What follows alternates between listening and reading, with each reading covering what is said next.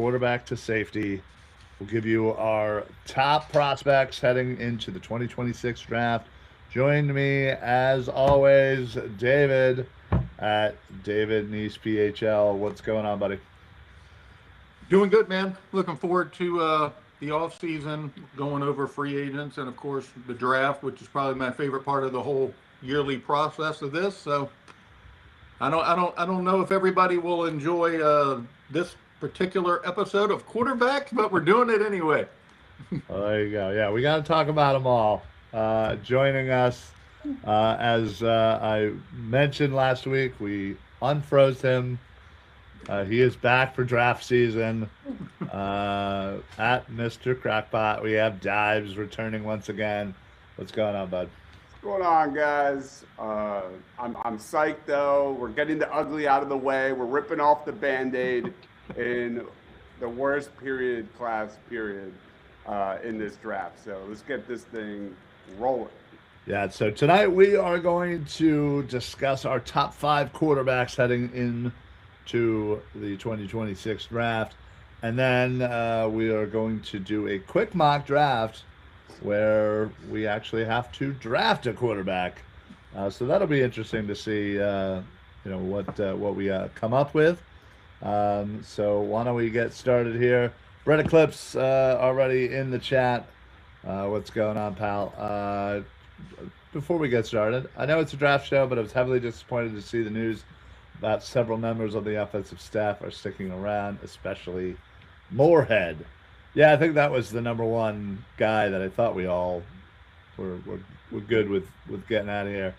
But he's sticking around as of news today. What came out today, right?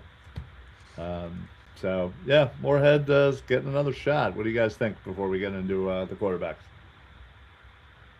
I mean, I was surprised, but I think I could coach the wide receivers and AJ and Devontae would get 1,000 yards. But I mean, that's just me. There you go. Into the great unknown.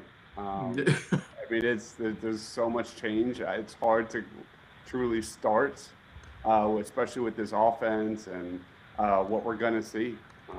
So it's going to be exciting. I'm going to give them the benefit of the doubt at first, but this is going to be the most heavily assessed units easily over the next 6 months. So it's going to be. I am curious if this means that AJ's likely staying, because it just seems like if they were trying to overhaul the position, it wouldn't be with someone who hasn't really developed a lot of guys. I mean, AJ came here ready. Devontae came out of college pro ready.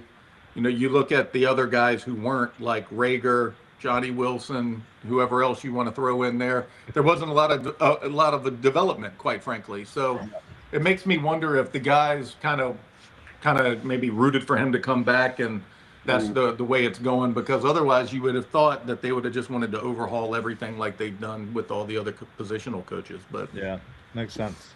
So we'll see. According to the media, he's as good as gone. So who knows? Yeah, I don't see it. We'll see. Yeah, same. But all right, let's get right into it. Dibs, do you want to start it off with your number 5 quarterback? Yeah. Let me share my graphic on the screen. Yeah, go for it. Kind of going off the cuff here. Again, a lot of these guys, if we were comparing draft classes over the last several years and with this year, a lot of the guys we're talking about are going to be kind of day 3 dudes. So I'm going to lead off with a Senior Bowl winner that kind of impressed me a little bit. A big-time boomer bust guy, and his name is Taylor Green. You look at the physical measurable, 6'6", 224 pounds. Has a ton of upside, tremendous measurables. One of the biggest boomer bust prospects in this draft. Great arm strength. He has touch, mobility, really good looking deep ball. He's strong, really powerful runner when he gets out in open space. But man, he is just a terrible decision maker, terrible mechanics, does not know how to go through his progressions, ton of inconsistent tape. He's the kind of guy that you lose games because of, or you win games because of, and that consistency shows on tape from quarter to quarter to quarter. But played really well at the Senior Bowl, and he's not a true quarterback right now. He's more of a great athlete. But if you're looking for a developmental guy, late day 3, to groom under Jalen Hurts, check him out. There you go, David. Any thoughts on Green? If I were GM for the weekend, he's probably the guy who I'd select if he's there in the 6th round to be the Eagles' third-string quarterback going into the season. I believe everything that Dive said is dead on. The athletic traits are there. He does need coaching, but he has a very similar skill set to type of offense they're about to create, the type of player that Jalen Hurts is. So to me, it's kind of a no-brainer, honestly. He's not my top 5, but he would definitely be who I'd select in round 6 if he was there and the Eagles are trying to draft a quarterback, and they probably are.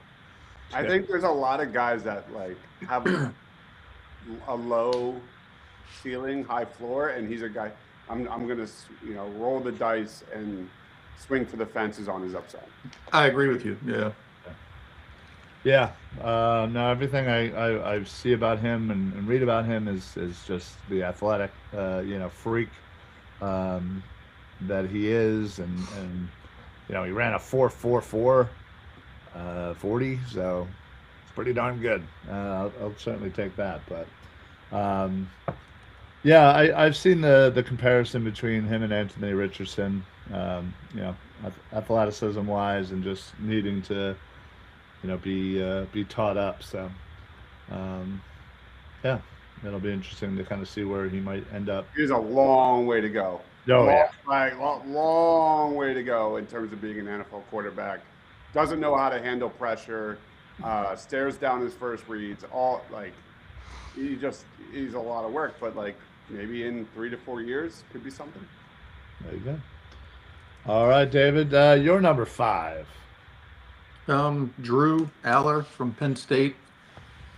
I think he possesses, prototypical NFL size. He's got pretty impressive arm strength. He's shown good velocity throwing the ball to all levels of the field. And then here comes the buts and the ifs. Team should be cautious about, whether he's going to develop pocket awareness, anticipation, and play, with the better reactionary speed, because if those don't develop, his athletic physical tools just aren't going to matter.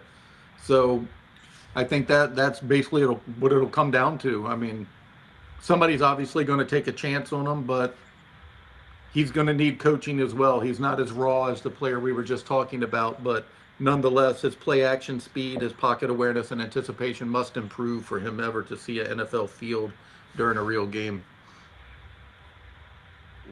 Yeah. I fully agree. I really like this guy in that day 3 range. If the Eagles were looking to roll the dice on a quarterback, like David said, elite arm talent, but the physical stuff is there.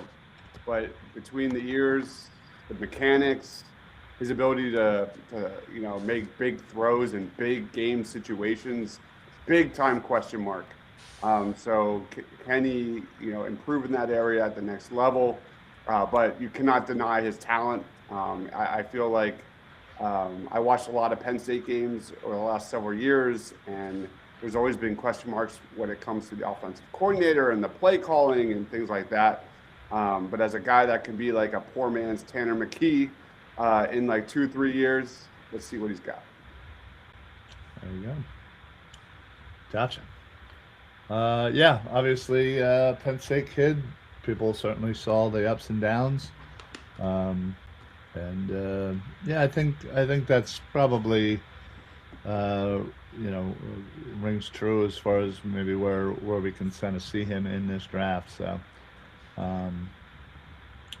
let's move on. I will say I don't know what's going on. My computer is having I think a seizure. So all my notes that I have are I cannot see. So I'm just gonna go through and not really say much, but I had Carson Beck at number 5. I know he's certainly kind of fallen since about a year and a half ago, since he was projected to be a top 10 kind of guy. Had a really bad, not really bad, but a subpar season at Georgia.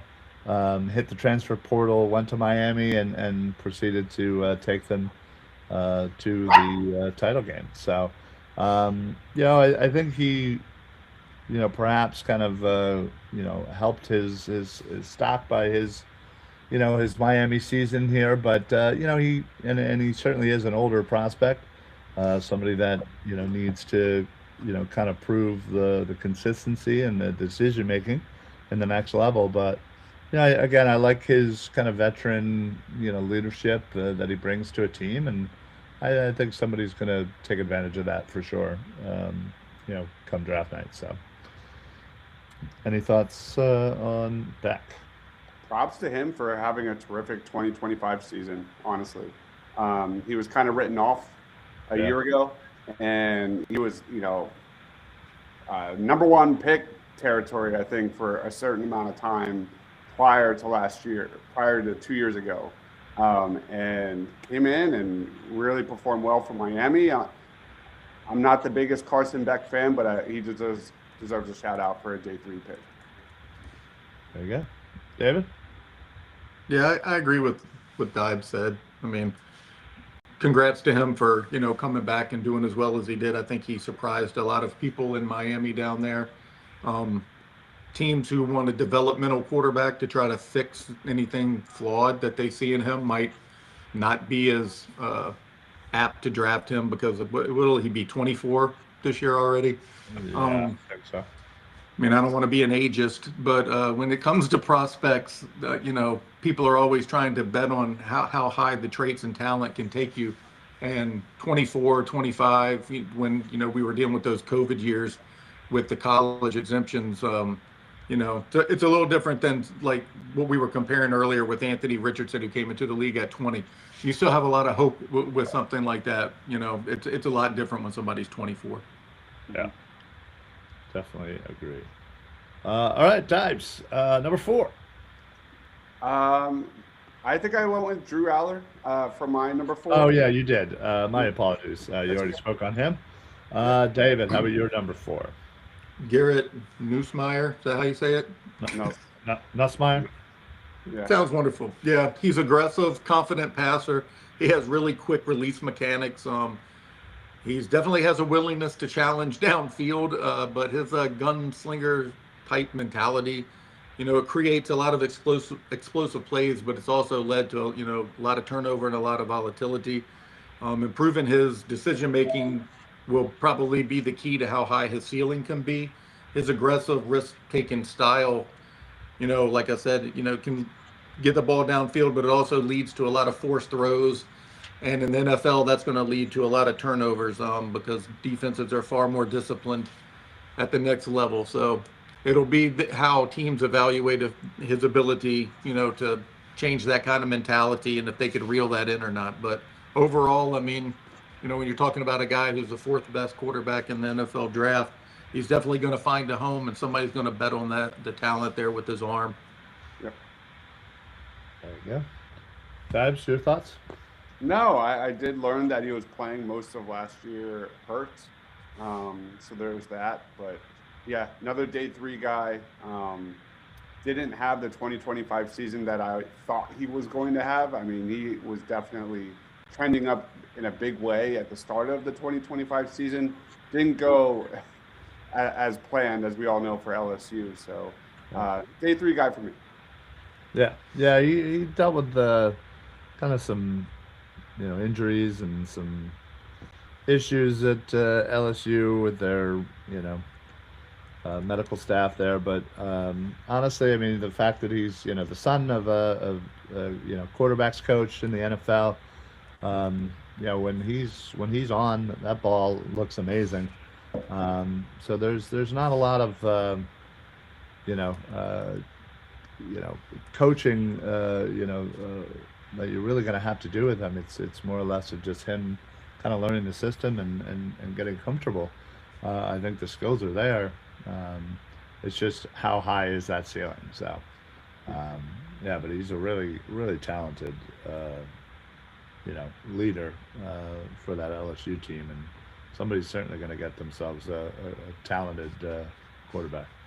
Where do you have him, Ryan? Day 3 or higher? Yeah, I have him as a day three guy. I mean, Yeah. he's number four on my list. Again, quarterback class is not the greatest, but yeah, I Yeah. think somebody will definitely, given the pedigree, given the fact that again, he's been groomed to be a quarterback his entire life, pretty much. Somebody's gonna, take a chance on that and realize that, a lot of the hurdles that some of these other quarterbacks are gonna have to deal with as far as the learning of a new system and how to kind of work within the system. I don't think they're really going to have to worry about that with Nussmeier. Yeah, Um, the problem will be just how risk averse. I mean, we all know the Eagles were, but the whole NFL is against turnovers now.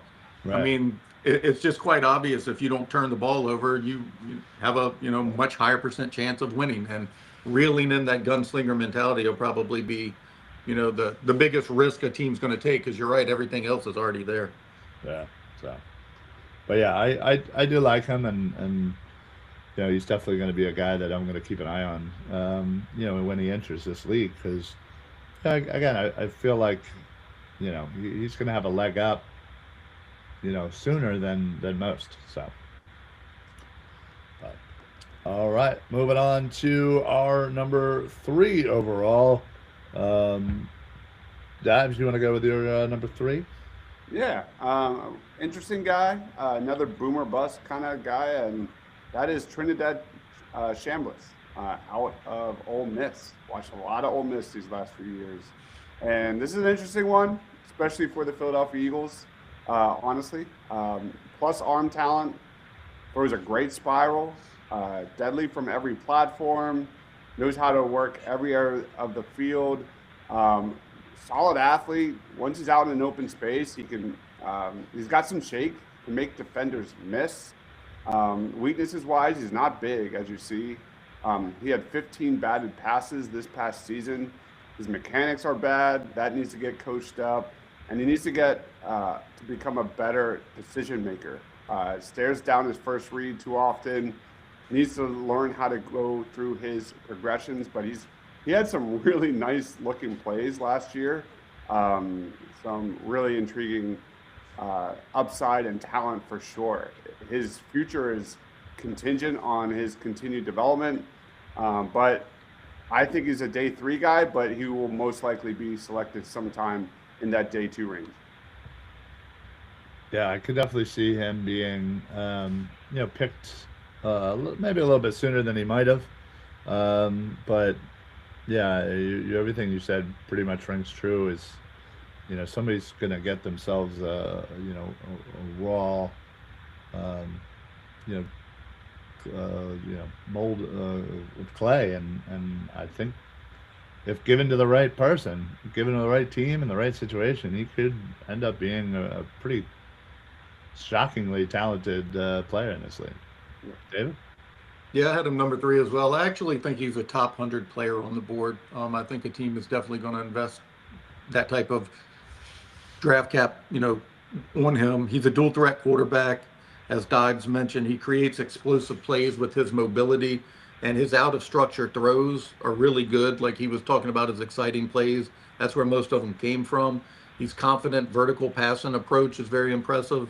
Um, NFL teams are obviously going to be weary of his limited high level starting experience and whether his size and pocket consistency will be able to hold up against the NFL defenses and the complexity of them. He hasn't really faced a lot of that, but he's a fun gamble and player to watch. If you had to take a quarterback this year, he's definitely, in the top 3, in my opinion, just for the athleticism and what he can possibly bring. And I always lean towards the side on athletic profiles and traits like that. I kind of bet on what can happen more than guys who we already kind of know who they are.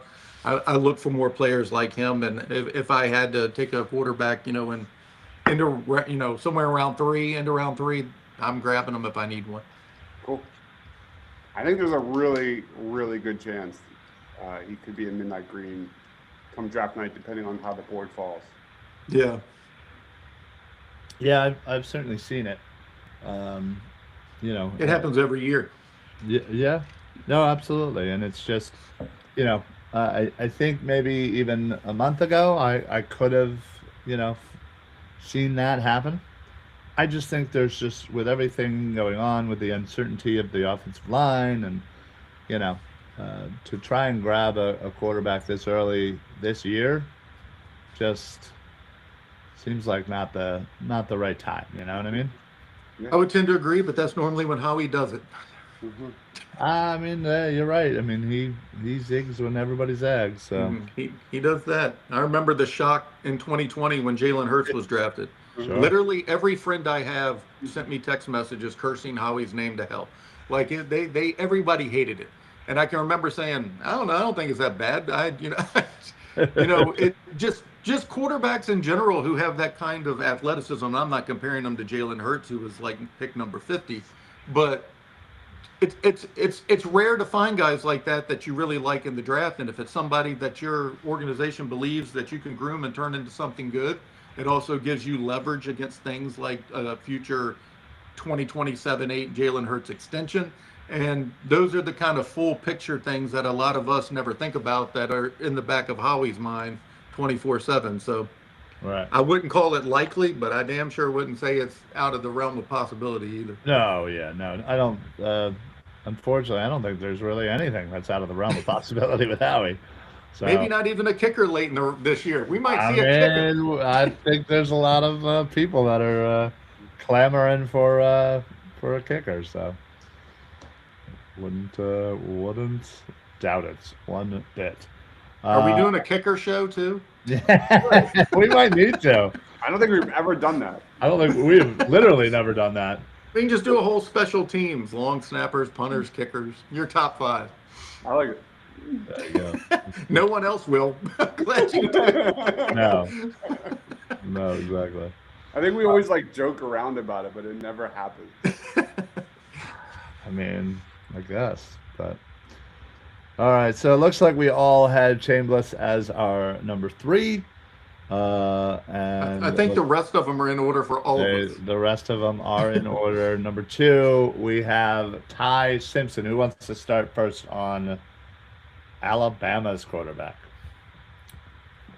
I mean, I can. He brings a strong arm talent.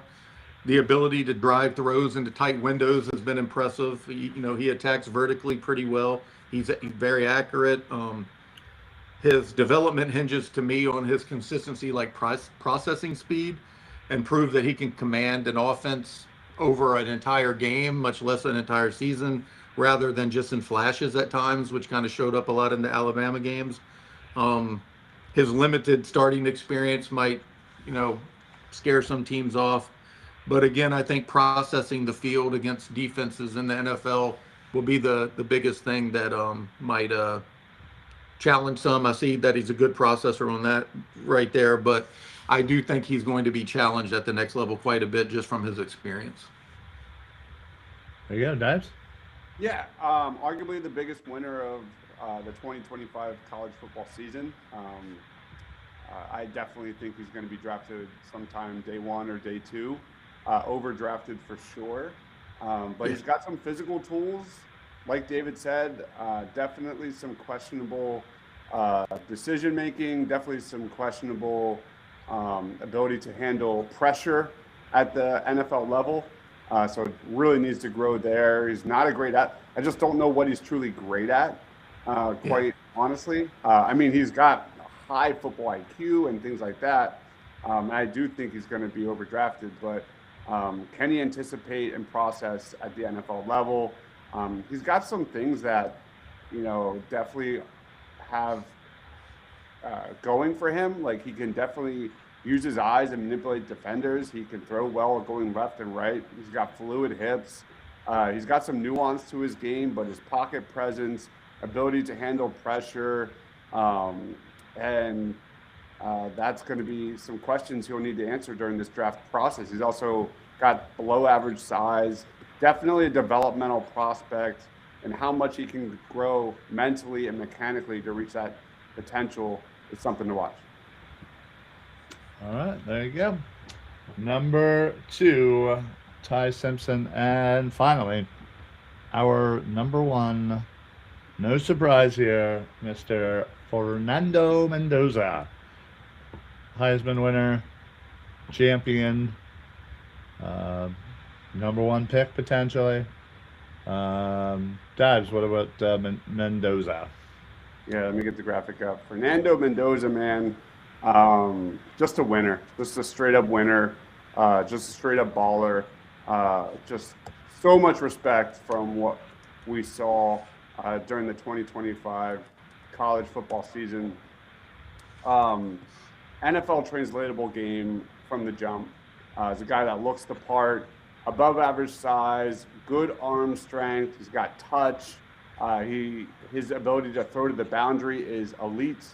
Great decision maker.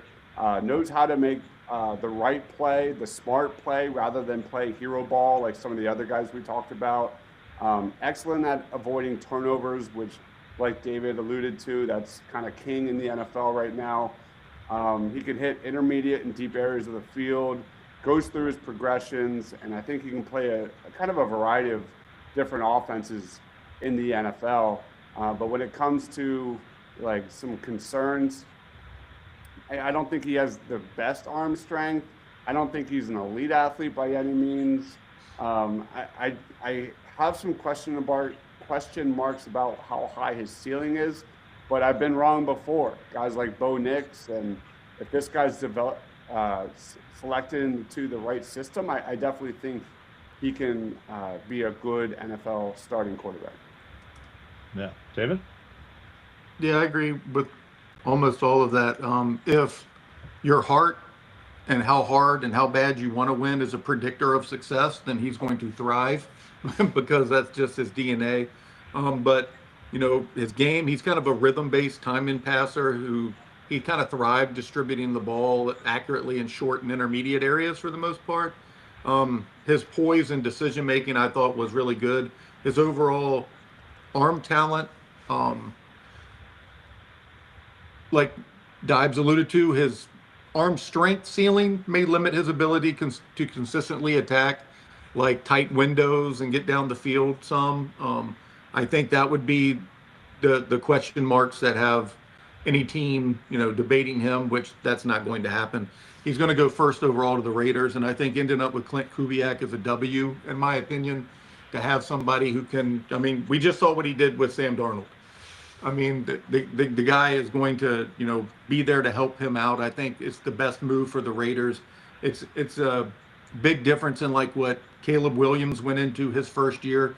I mean, I think you see how much structure is, you know, is dependent on a quarterback's success in the NFL, quite frankly.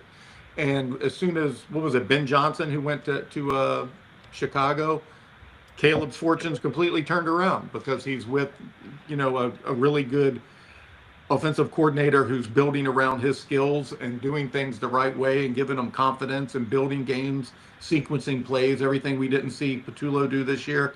And it makes a big difference. And you lose confidence when you're not like that. And I don't think Mendoza's going to have any of that with Kubiak. So in my opinion, I think it's a really good situation, and I can see why people will be excited to see him play. And I'm, for one, a fan of his. I know he's got, you know, a little bit of, some people love him, some people hate him for how he talks after games or whatever, but I'm a big fan of the guy's heart, and I hope he does well there. There you go. Yeah, I think, you're right. I think those intangibles are the thing that's going to, you know, keep him as a starter in this league for a lot longer than probably might. But yeah, I just like about the way he goes about his business. I mean, you look at somebody like Jalen Hurts, who, you know, again, is one of the most criticized quarterbacks, but he has an intangible that just, you know, isn't, you know, often replicated. And it's just the ability to win. And, you know, something about Mendoza, you know, maybe it's not that specific intangible, but there's something very positive about him that I think you would love to start a franchise with. That's for sure. I like. If since we're on quarterbacks, I wanted to say one thing. Did either of y'all happen to watch the Elway documentary on Netflix? No. Not yet. It is really really well done. But there was a part of it where they're interviewing Shanahan, the Denver coach who won the Super Bowl with Elway, and it said that he was this close to becoming the Eagles head coach until the Broncos swooped in and offered him the job there. I had never heard that ever. No. I mean, I can't imagine the fortunes that could have possibly changed. So what time was this? This would have been Reed, right? No, it was much sooner. It was Or like before? maybe when Cunningham was quarterback. Oh, he's talking about then. Yeah. Oh, wow. Which was just Wow. crazy to me. I'd never heard that tidbit ever. So anyway, since it's quarterback night, I just figured I'd throw that in there. Yeah, no, that's pretty crazy. Yeah, that would Yeah, have there's no Elway in this draft though. been. Can I address this question? Where would you rank Mendoza in last year's and the 2024 draft class? Of course. This is a really fun question. He would be behind, for me, Drake May, Jaden Daniels. I was a big Caleb Williams guy. I know that was controversial, but he'd be behind all those guys. He would probably be in that same tier of Bo Nix. I was also a Penix guy. I was not a JJ McCarthy guy. Who am I missing? Cameron Ward? Probably same Yeah, tier, Cameron Ward. Somewhere around there. Yeah. So like late first round pick. Okay, there you go.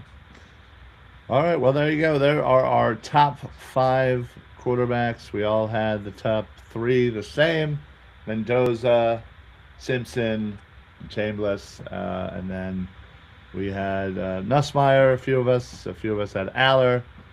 Dibs, you had Green, and I had Beck. Well, there are our rankings, and what we're going to do now is we are going to have a mock draft where now we must draft a quarterback. It doesn't necessarily have to be any of the guys we drafted in the top 5, but a quarterback must be drafted, and that is the rules. My computer is still completely effed. I literally can't even see anything. I don't know how we're going to end the show. But we'll figure it out, I guess. But you two set yourselves up. We can go, one full draft at a time, whichever one of you guys wants to go first. I cannot show mine on screen because I'm using my phone. And right. sadly for you, your computer's on the spritz. Looks like So Dibs can go first. All right, guys can definitely go first. I see how that is. All right. I'm trying anything and everything to figure this out. I would have had Cam Ward ahead of Mendoza just to fill time. I would have not had Dart or Shador or Quinn or anybody else. All right. Can you see my screen? No. I can. I can't, but that's for a different reason. All right. What are we doing? 4 rounds, 7 rounds? What are we thinking? There's no need for 7. Yeah, why don't we do 4 and get Yeah. yourself a quarterback in the top 4? So you might be And drafting on the one of middle? these quarterbacks. There we go.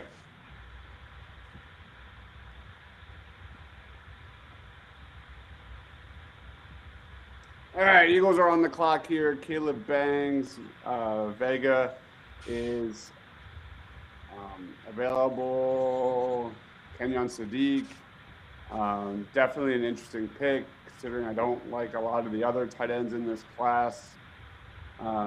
Brandon Cisse is a really good cornerback. I think could be in play. There's Ty Simpson, since this is our quarterback show, but I'm gonna stick with my gut and do exactly what I did last week. I'm gonna go with the trenches as how he does.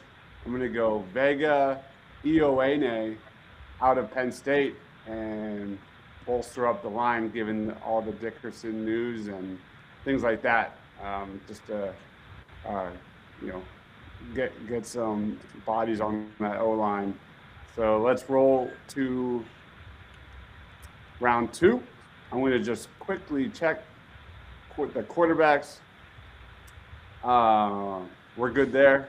We're good there. Looking at who's available. I'm going to skim this really quickly. Elijah Surratt could be an interesting kind of X receiver for the Philadelphia Eagles. Anthony Lucas has some talent. Max Clare is sitting there. Michael Trigg has like a 7-foot wingspan. Some really interesting measurables. And there's our guy, Garrett Nussmeier. So, man, I don't want to do exactly what I did last week because I'm definitely biased when it comes to a little bit. It's hard not to be biased early on when you just really like certain guys and yeah.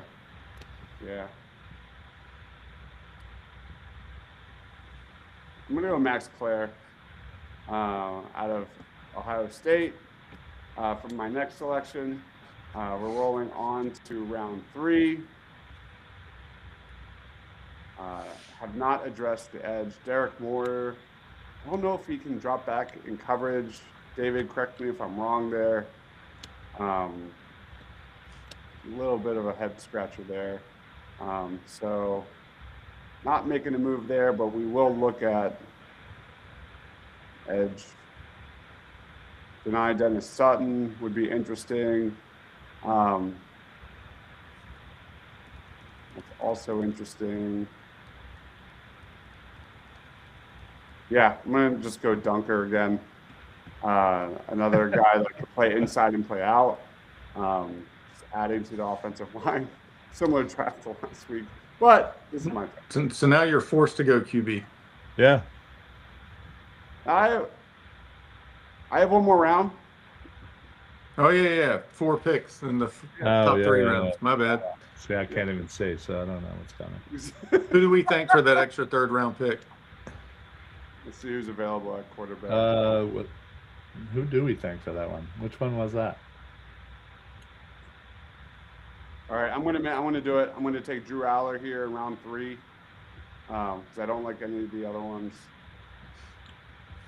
So there you go. There's my quarterback, Drew Aller, for the Philadelphia Eagles in round 3. A little bit of a reach, but that's where we're at. Ooh, Malik Muhammad.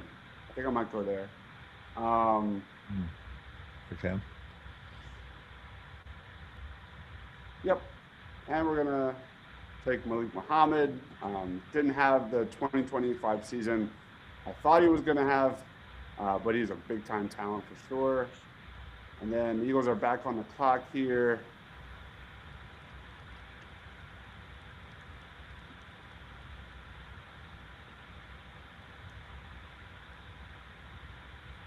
Just skimming at who's available. Did we take an edge? I don't think we did. I don't think you did, man. We thank Hassan Reddick for that extra 3rd round pick, by the way. Oh, yes. I was going to say. That makes sense. Only name came in my head was Bryce Huff, and I was like, it's definitely not 3rd round Definitely not him. We ended up with Eli Raridan out of Oh, nice. game, another tight end. Just adding to that. pick. I like the double tight end play. Yeah. That There might you be go. the move. All right, A lot of recap people this wouldn't 'cause like- I can't see. A lot of people wouldn't like Vega at 23, but I actually love that pick. I do that constantly. I'm down with it. And the cost of guards just keeps rising in the NFL, especially in free agency. I think you get a guy like him for 5 years, just like what they've had with Dickerson. I mean, you see how important it's been. I think addressing that was really smart. And Malik Muhammad's one of my favorite corners in the draft as far as a Eagles fit later, like a round 3-ish, 4 kind of guy. So I like it a lot. Nice. All right. Should I just roll with this and then I'll have you pick, David? Yeah, that's fine. Yeah. Luckily, I can see the screen good. All right, man. All right, there you go. Yeah, I would pick Vega, but I'm not, since you did. Go to OT only. I'm taking Monroe Freeling. Georgia. Nice. Absolutely love that guy. He's played right tackle. He could fill in for Lane. He could do anything while we're waiting for him to come. And then I'm going back to the trenches in round 2 with Chase Basantis, who I think is the second best fit for guard out there for the Eagles. Absolutely love that dude. I'm not taking Chambliss this high. Go to cornerbacks. Because I normally would take Malik, but I don't want to copy you. But yeah, I'm not going corner with that. Go to wide receiver. I don't want any of that. It's such a bad draft. It's not. What about tight end? Yeah. Let me see tight ends. I'll take a quick peek.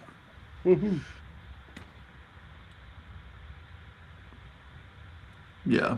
Give me Malachi Fields, wide receiver from Notre Dame. Oh, nice. I'm protecting myself in case AJ does demand a trade. I need another receiver. All right. I guess let me see edge.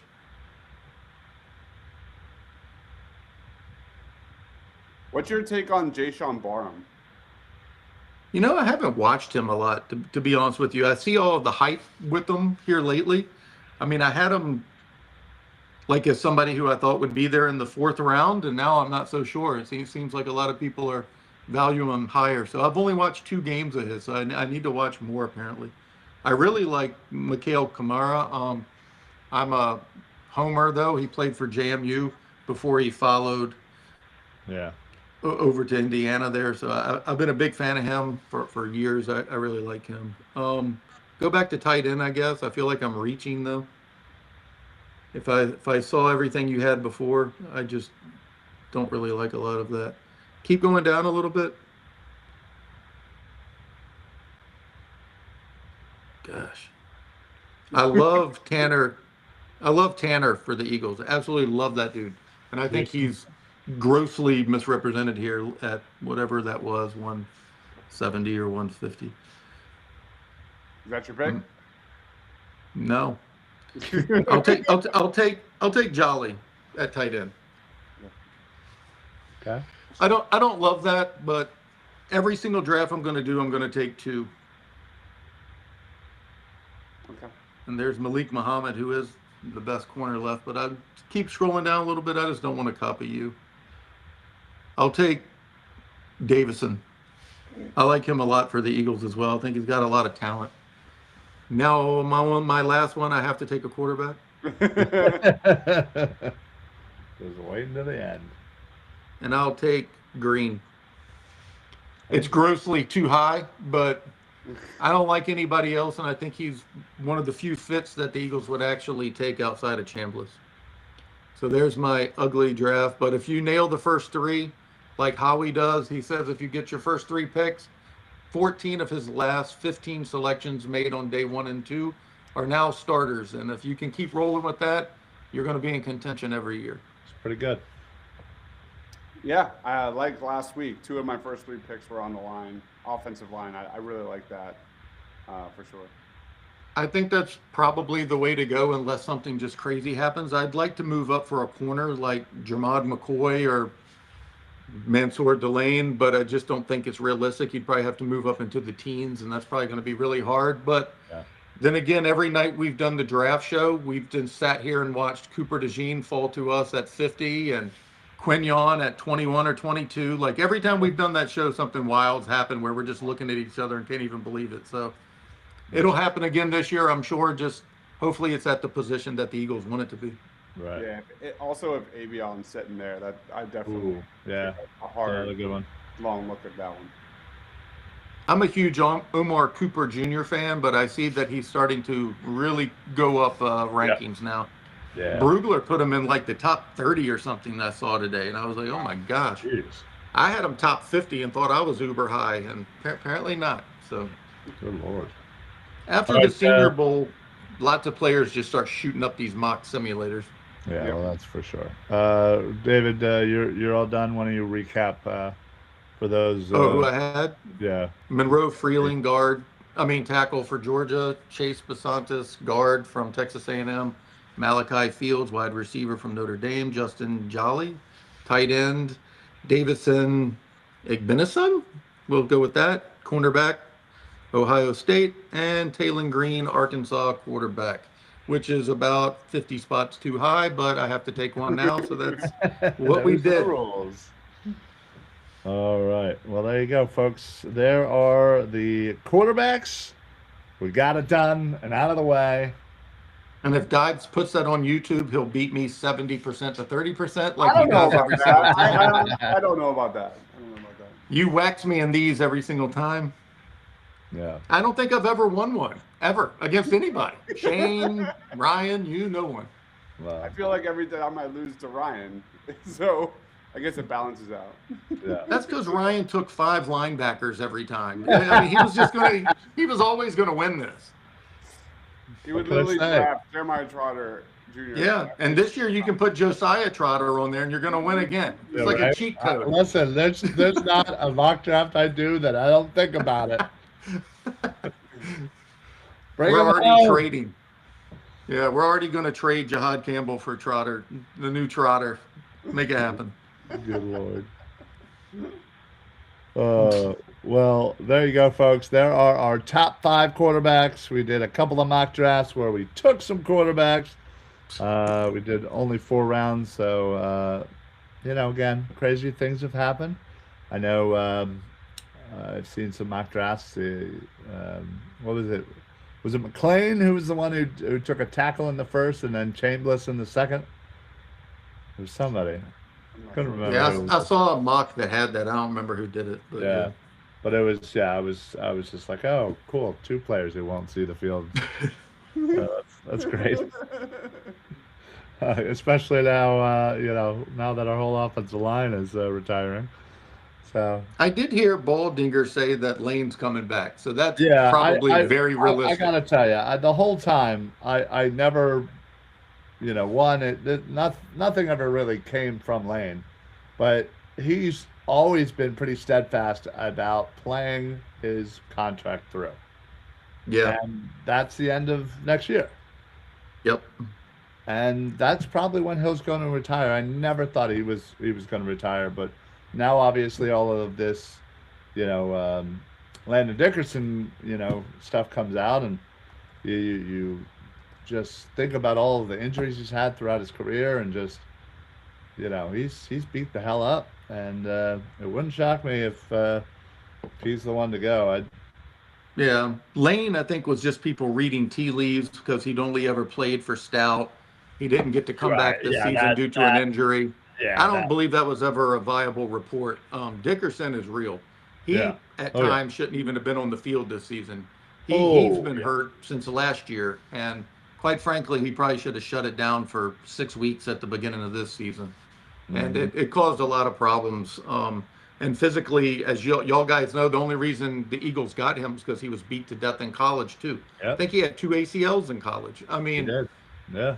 I mean, it's, he's put his body through a lot. He just bought a farm like last year. I think you might see him just sail away and go live on his farm with his new bride, have kids, and live a happy life with $40-50 million. Yeah. Which, with his lifestyle, will last generations. Yeah. Not a bad gig. Not a bad No, gig. not at all.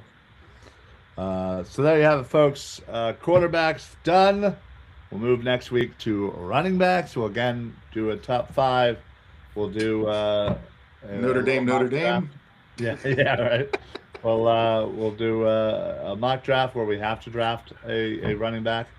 The AJ Dillon replacement. I'm trading for Gainwell. I'm not drafting one. I'm getting Gainwell back. You have to admit, he had an awesome season, right? He did. He had an awesome season with the Eagles, too. So, he just never could get that touchdown for us on the right week for Ryan to have to get that jersey. I know, right? I know. Well, any of you guys signed in and can end the show or no? No, I will give you kudos for driving unable to see the entire evening. That's pretty Yeah, impressive. couldn't I see. can't do it when I have Intel in front of me. So I don't know Yeah. how the hell you just managed. Yeah, So yeah, yeah. No, it was about 3 minutes into the show. just So highly edit all the ums and pauses and it'll be a great show. yeah, exactly.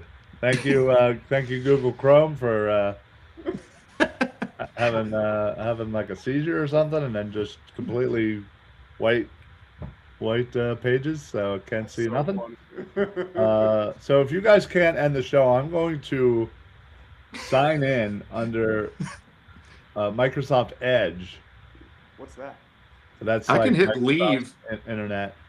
Yeah, but which it probably won't just end the makes me show. leave. You still gotta end the show. At least I'm the hell out of here. But But I'll be basically double logged in, and it might do something. So let's say our goodbyes now before I ruin the internet.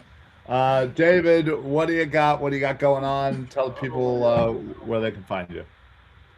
find everything on X or at phillysportsnetwork.com. I do have a piece that I spent a long time writing coming out tomorrow where I talk to players and coaches about the progression of quarterbacks and the defenses and the evolution of learning how to navigate through all of the different style of defenses and stuff. If you don't read too much I write, give that one a chance because it's probably one of the best things I've written in a while. And again, it's coming from a lot of people in the building, so it's a pretty interesting read. Nice. Yeah, make sure you go check that out. I'm assuming you'll be tweeting that out all over the place. They do it normally. I'm just along for the ride. Whatever they want to do, I just hit the repost button. But yeah. Got it. Make sure you check out all of David's writing. Dives, anything you got going on? No, I'm just glad to be back for the ride. I feel like we're officially heading towards a pattern. Last week, for example, during our mock draft, we took some heat for drafting so many offensive linemen, and given everything we've seen over the last 7 days, Sure. yeah, I'm not buying Miles Hinton, or I'm not buying Cameron Williams, and I'm not buying Holland Pierce right now. I'm going to be following this pattern where I'm going to be learning a lot about these offensive linemen over these next 3 months, 2 months. And the traits are different. If they're going to run outside zone, they need they need some different style guys like Vega, which is one of the reasons I'm so big on drafting him that high. He can get outside quick. I mean, he's just a stud, dude. I mean, they're going to be making a lot of changes along the line, and some of the profiles that we've seen in the past, the scouting department has, been directed to start maybe changing some of the traits that they look for. And that's going to really, change a lot. But in a lot of ways, a lot of fans were bummed about losing Stout, but it also could be exciting because you're going to see a lot of different variations of things that we haven't seen on the Eagles offense in 5, 6, 7 years. So I'm excited about it. Can Jalen Hurts fit that style of offense? It's going to be fascinating. So thanks for watching. It is. He's capable. He's got the physicality and the tools to do it. It's just how will it all marry together, and we're going to find out. But I'm excited for it, and I think fans should be too. It has a real opportunity to really be a really different look. Because you have to admit, last year was boring. Didn't matter how many games they won. It was never fun. It was never cohesive. It was just never a pleasant watch. Even when they won, you kind of felt dirty. It just wasn't fun. Yeah, no, that absolutely will be interesting to see kind of the direction of the team now. A lot of new coaches pushing that direction, and hopefully that the players, the coaches, and it's all married and in sync by the time the game starts. So we'll keep questioning and looking at it. So. We'll let y'all guys know anything that does happen, but make sure that you are tuned in to the Eagles Pinpool Network wherever you watch, wherever you listen, whether you're YouTube, Facebook, or you're listening on Spotify, Apple. Please make sure that you like, follow, share, comment, rate, whatever buttons there are. Please hit them all. It does mean the world to us, and it takes you 3 seconds to show your love. So we do appreciate that. Thank you. And sorry, wasn't able to get to any comments because flat line. And I cannot wait to hit this join session button where my other login is going to break the show here. So thank you all. We'll see you guys next week. We'll be doing running backs. So stay tuned for that. So for Dives, for David, and myself, and the Eagles Pinpole Network, thank y'all for joining, and we'll get to the comments next week, I promise. Or maybe I won't. I don't know. I can't promise anything. I can't even promise that I can end the show. Right, exactly. I have no idea what's about to happen. Depends when Apple delivers his new computer, but Yeah. Well, please, somebody tell Apple to hurry up. I haven't smiled this hard in a long time. This is great. My face hurts. Oh boy. Well, I don't know what's happening. I'm screen recording this just to see your look because I'm going to post this. That look of bewilderment and fear all mixed in together. Thanks. Oh, there we go. Let's see. Let's see if this works. I'm entering the recording studio.